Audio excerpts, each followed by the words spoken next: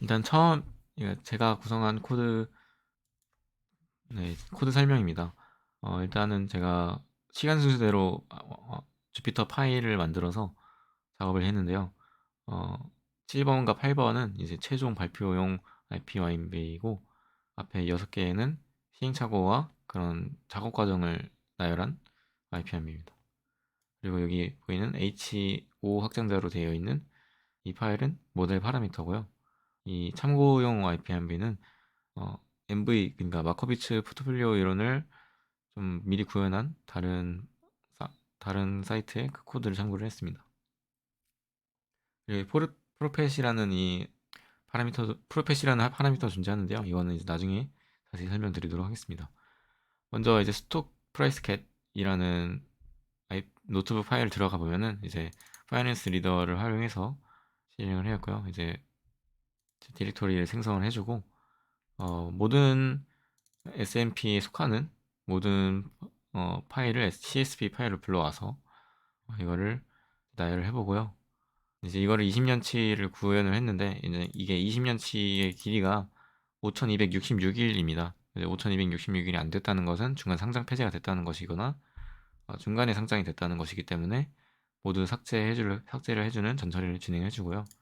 어, 만약에 진행이 되었으면은 이제 adjust close 값만 추출해서 이거를 다시 데이터 프라이스에 담고 마지막으로 SMP 지수까지 추가를 해주어서 이 데이터를 CS 파일을 담고 만약에 이 389개의 데이터를 모두 사용해도 되겠지만은 저는 좀 더 일반성을 좀 끌어올리기 위해서 이렇게 진행하지 않고 이렇게 50개 상위 50개의 키를 솔트를 통해서 받아와서 이 해당 상위 50개 키로만 탑 50 스톡 리턴만 받아오는 것으로 정의를 했습니다. 여기서 이제 요 역할은 마무리되고요. 그래서 스톡 로그 리턴과 스톡 프라이스 그리고 탑 50 스톡 로그 리턴을 추출을 했습니다. 그 다음으로는 이제 제가 처음으로 이 마코비츠 포트폴리오 네트워크를 구성하는데 활용했던 노트북입니다. 여기서는 이제 가마 코스트와 레귤레이션 코스트를 0.1로 지정을 했는데요. 어, 추후에는 이 레귤레이션 코스트가 0.1이다 보니까 성능이 좋게 안 나오는 것 같아서 0으로 바꿨습니다. 그 이유는 좀 자세히 나중에 설명드리고요. 여기 월간 수익률 정도의 수익률을 변환한다라고 되어 있는데 이렇게 한 이유는 플롯 64로 처음 데이터셋이 지정되어 있기 때문에 플롯 64바이트 플롯 64의 형식을 플롯 32 형식으로 바꾸게 된다면은 뒤에 소수점이 절삭이 되는 문제가 생성이 됩니다. 그래서 어차피 절삭이 되는 김에 어, 그냥 20을 곱해서 월간 수익률 정도로 바꿔주는 작업을 동시에 진행한 거고요. 이 작업은 굳이 진행하지 않아도 상관이 없습니다. 하지만 뒤에 이 소수점 절삭 때문에 학습에 문제가 생길까봐 절삭을 이 20을 곱해준 것이고요. 그래서 마코비츠 오브젝트의 이게 목표 함수인데요. 출력은 W, 그러니까 y프레드 값이 W고요. 그리고 y2는 이제 미래 데이터 셋의 평균 수익률입니다. 그래서 이거를 내부 함수로 가지고 와서 W는 이제 W의 차원을 늘려주는 것이고 R은 이제 미래 수익률의 평균을 내서 그것을 차원에 넣고요. C는 이제 미래 수익률의 공분산을 가지고 와서 공분산을 정의를 해주고요.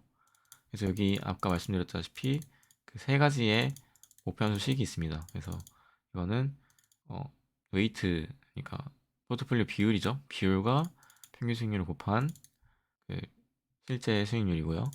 이거는 변동성을 의미하는 해서 그 시기에 맞춰서 공분산과 WT를 곱해주고 나머지 TW가 곱해주고 나머지 이제 아까 말씀드렸던 가마 콘스트를 곱해줌으로써 이 기대금 분산의 비율을 얼마나 줄 것이냐, 이 목표함수에 대한 비율을 얼마나 줄 것이냐에 대한 정의를 해주고요. 그 다음으로는 이 규제항에 관련된 내용인데 이것도 마찬가지로 재고비에 관련한 내용이기 때문에 어, 제곱에 관련해서 이렇게 정의를 해주었습니다. 그래서 마지막 최종적으로 오브젝트는 이렇게 정의가 되고요. 이게 마이너스가 붙었기 때문에 최대가 되는 쪽으로 학습이 진행이 될 겁니다. 그 다음에 LSTM으로 마코비치 모델을 생성을 하는데요. 처음에 캐나스를 활용을 해서 이제 시간축과 종목수를 이제 배치 사이즈를 지정을 하고, LSTM은 64개의 아무래도 종목과 그 시간축보다는 좀 커야 될 것 같아서 64개로 했고, 드롭아웃은 여기는 0.2로 되어 있는데 쇼에는 0.55로 지정을 했고, 이 L2놈 정교화는 0.05로 진행을 했습니다. 여기는 이렇게 진행했고요. 그리고 여기 액티베이션 함수, 활성화 함수에는 탄젠트 h를 둬서 과도하게 매수하는 것을 방지했다고 했는데, 어, 실제로 진행할 때는 렐로 함수를 사용을 해서 조금 더 성능을 최적화하는데 활용을 했습니다. 탄젠트 함수는 너무 극과 극이 심해서 네, 이렇게 진행을 했고요. 그리고 오티마이저는 아담을 사용을 했고, 실제 러닝리트는 1.5를 사용을 했습니다. 이렇게 결과를 학습을 해서 저장을 하면은 이런 식으로 포트폴리오 비율이 생성이 되고, 이런 식으로 지금 벤치마킹한 것은 균등투자 CRP와 모델을 벤치마킹한 것인데 그렇게 썩 좋진 않죠. 점차 발전하는 모습이 있습니다. 이렇게 진행을 했고요. 여기서는 이제 백테스팅 관점에서 진행을 한 것인데요. 실제 수익률을 어떻게 받아들이는지, S&P 지수와 비교했을 때는 어떻게 되는지, 또 연간 수익률, 평균 수익률은 어떻게 되는지, 또 W 비율은 어떻게 되는지를 진행을 했습니다. 그 다음으로는 밸류데이션이라고 해서, 제가 앞서 말씀드렸을 때는 앞에 4,000일을 학습하고 뒤에 1,000일을 테스트를 한다라고 했는데, 이번에는 뒤에 4,000일을 학습하고 앞에, 그러니까 과거죠, 2002년에 그때를 이제 테스트를 하겠다라는 개념으로 밸류데이션을 진행을 했습니다. 밸류데이션 진행을 했고요. 여기도 밸류데이션 진행이 되어 있는데, 이거는 이제 오류이기 때문에 무시를 해주시면 되겠습니다. 지금 이거는 오류입니다. 네, 이게 진짜인데요. 네, 이것도 나중에 자세히 설명드리겠습니다. 그 다음에 이제 모어 러닝입니다. 이거는 이제 추가 학습에 관련된 내용인데요. 제가 중간에 이제 늦게 알아챘는데 오류가 좀 있었습니다. 추가 학습을 진행할 때에는 어, 파라미터를 저장할 수가 없다는 뜻인데요. 왜냐면은 이게 파라미터를 저장하면은 그때 이제 파라미터를 저장하면서 그 추가 학습된 구간의 가중치가 누적이 됩니다. 그래서 그 추가 학습을 할 때는 딱 1회만 진행을 해야 된다는 사실을 제가 깜빡 잊고, 여기서 이제 이렇게 추가 학습을 진행을 했는데, 그러니까 이게 i가요 이터레이터로 이제 진행이 되면서 20일마다 이제 이터레이터가 갱신이 되니까 그 기간만큼은 또 추가 학습을 할 수 있잖아요. 그래서 그 기간만큼을 추가 학습을 진행했는데, 이제 나중에 이제 그 파라미터를 다시 쓰려고 저장을 했다가 그걸 또 이제 다시 한번 보니까 너무 성능이 좋아져서 왜 이러지 이렇게 고민을 했다가, 이 추가 학습을 할 때는 파라미터 저장을 하면 안 되고 그 순간순간에 대한 결과로 봐야 되겠구나 라고 생각을 깨닫게 되었습니다. 그래서 이렇게 보시게 되면은 이게 추가 학습된 결과인데요. 네, 성능이 월등히 좋아지는 것을 볼 수 있습니다. 그래서 S&P 지수와 비교했을 때는 S&P 지수가 최종적으로는 한 60% 정도, 70% 정도 상장한 반면, 이제 마코비치 네트워크의 경우는 이제 거의 150% 정도 성장한 것을 볼 수 있습니다. 그 다음에는 이제 트랜스포머를 활용해서 이제 LSTM보다 조금 더 진화한 느낌의 트랜스포머를 활용을 하려고 했는데요. 오류가 좀 잦아서 실패했습니다. 넘어가도록 하겠습니다. 그래서 이제 메인 메뉴입니다. 메인 이제 파이널 모델링인데요. 그래서 이제 이 부분을 좀 자세히 설명드려야 될 것 같은데, 교수님께서 MB 모델 벤치마크를 만들어 봐라라고 하셔서 제가 MD 모델의 벤치마크를 만들기 위해서 식을 정의를 해줬습니다. 이제 MB 모델에서도 이제 STD와 샤프 지수, 아니면 이제 밸류 앳 리스크, 요즘 뜨고 있는 이 지수인데요. 이런 것들을 기반으로 해서 포트폴리오 최적화를 진행을 하고 있는데, 이 함수들을 통해서 마코비츠 포트폴리오를 구성을 해보았습니다. 그래서 사용한 것은 이제 미니마이즈 함수를 사용을 해서 이 함수가 이 W 비율과 이 아규먼트들을 이용해서 이 함수가 최소가 되도록 미니마이즈를 하는 최적화를 진행을 했고요. 그래서 미니마이즈를 하기 위해서 여기 헬프 레이티오도 네거티브를 걸어서 헬프 레시오가 조금 더 커지도록 노력을 했고요. 이것도 마찬가지로 그렇게 정의를 했습니다. 이렇게 학습을 진행을 해서 이제 학습을 진행할 때는 이제 학습률도 1에 마이너스 5승으로 진행을 했고요. 10에 마이너스 5승이죠. 그리고 엘트넘도 0.05, 드롭아웃도 0.5, 0.005 이렇게 지정을 했고, 특히 제가 이 레그 컨스트를 영어로 지정했는데, 이렇게 지정한 이유를 말씀드리자면은 앞서 말씀드렸던 이 마코비츠 포트폴리오 이론에서는 어, 아예 구매를 하지 않는 경우가 굉장히 많더라고요. 그래서 마코비츠 포트폴리오도 이렇게 아예 구매를 하지 않는데 굳이 이 정규화 규제를 걸어서 좀 균등적으로 투자할 의미가 있는가? 라고 생각이 들어서 이렇게 진행을 하게 되었고요. 네.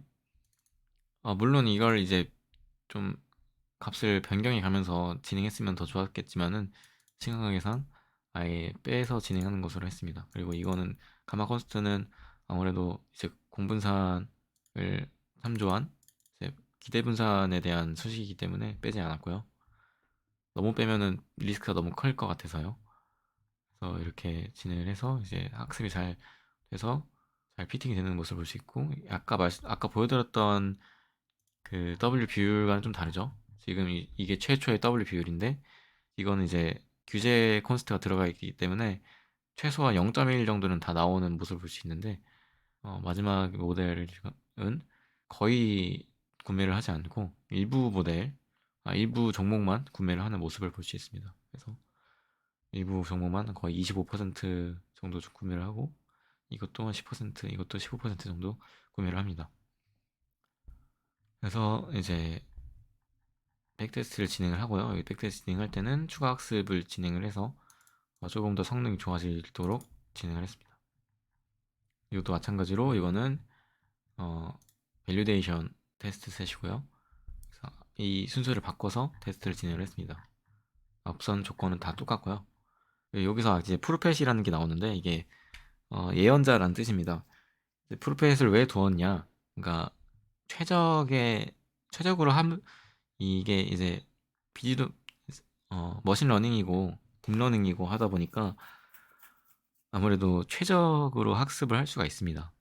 그렇게 하기 위해서는 테스트 셋과 트레인 셋을 분류하지 않고 모두 다 트레인 셋으로 제공을 한다면은 이 함수가 최적으로 이제 학습을 할 텐데요. 어, 그 경우를 이제 풀펫이라고 지정을 했고, 이거는 이제 우리가 그 마코비츠 네트워크가 얼마나 잘 학습이 됐느냐를 평가하기 위한 기준점이 되는 것이라 볼 수 있겠습니다. 왜냐하면 이 풀펫의 경우 어, 정답을 이미 주어진 미래를 알고 있는 이제 예언을 할 수 있는 그런 네트워크이기 때문에 얘가 이제 얘보다 더 좋게 학습을 할 수도 없다는 것이죠. 그래서 얘가 벤치마크로 제시를 함으로써 이 예언자보다 얼만큼 더 가까이 갔냐에 대한 지표로 볼 수 있겠습니다. 마지막으로는 이제 백테스트 진행한 노트북입니다. 그래서 이제 백테스트 진행을 했고요. 가장 먼저 누적 수익률을 비교를 했습니다. 누적 수익률을 비교하는 그래프인데요. 이거는 이제 2018년부터 2022년까지의 데이터고, 만 원부터 시작해서, 그러니까 비율이죠. 이렇게 쭉 갑니다. 역시나 이것도 추가 코드,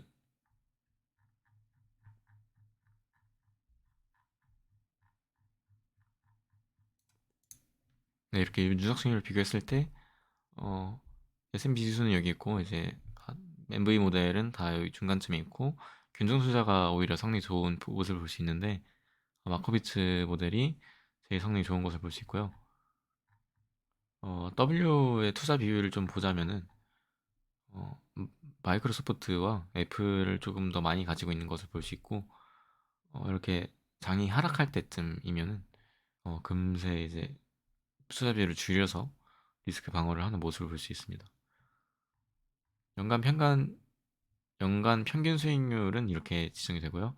마코비츠가 제일 높고, 이제 STD를 제일 중요하게 보는 이 모델의 경우에는 제일 낮습니다. 그래서 이 모델이 가장 위험을 생각하는 모델임을 다시 한번 확인할 수 있고요. 이제 맥스 샤프 지수가 이 맨브이 모델 중에서는 제일 높습니다. MDD를 비교를 하는데요. 마찬가지로 이제 모델 특성상 이 STD를 반영하는 이 모델이 가장 낮은 것을 볼 수 있습니다. 마코비츠는 조금 MDD가 높은 편인데 S&P 지수에 비해서는 좀 낮은 것을 볼 수 있습니다. 그리고 모델별로 STD와 샤프 지수 그리고 VAR을 비교하는 그래프입니다. 그래서 이렇게 비교를 했을 때 모델이 이제 그 모델이고요. 이건 이제 평균이기 때문에 조금 차이가 있는 모습을 볼 수 있습니다. 그래서 이렇게 각, 각 모델별로 투자 비율이 어떻게 되는지, 얘는 이제 STD 중점의 모델의 투자 비율인데요. 아마존을 금세 많이 탔다가 다시 파는 모습을 볼 수 있고요. 네, 이런 식으로 진행을 했고, 이제 예언자와 벤치마킹을 진행을 합니다. 그래서 예언자 같은 경우는 이제 맨 위에 이런 식으로 마코비츠보다 훨씬 좋은 성능을 내고요. 어, 마코비츠와 비교했을 때 그렇게 막 차이가 나지 않지만, 마코비츠의 평균 수익률은 이제 25.9%, 프로펫의 평균 수익률은 29.9%인데 마코비츠는 21.2%로 준수한 면모를 보여주고요. 이건 이제 연간 평균 수익률입니다. 그래서 이제 어, 혹시나 이제 마코비츠와 프로펫의 그 결정 개수가 얼마나 차이가 날까 궁금해서 한번 해봤는데 98이 나왔습니다. 그래서 이건 의미가 없긴 하지만 어느 정도 마코비츠가 예언자 모델을 좀 잘 따라가고 있다라고 이해하시면 되겠습니다. 그 다음으로는 이제 백테스트 기간인데요. 이때는 S&P 지수가 조금 하락을 하는 모습을 보여서 어, 별다른 변동성이 없고 그대로 이제 방어를 해주는 모습입니다. 이것도 마찬가지로 예언자와 벤치마킹 진행해서 시도한 거고요. 네, 이상입니다.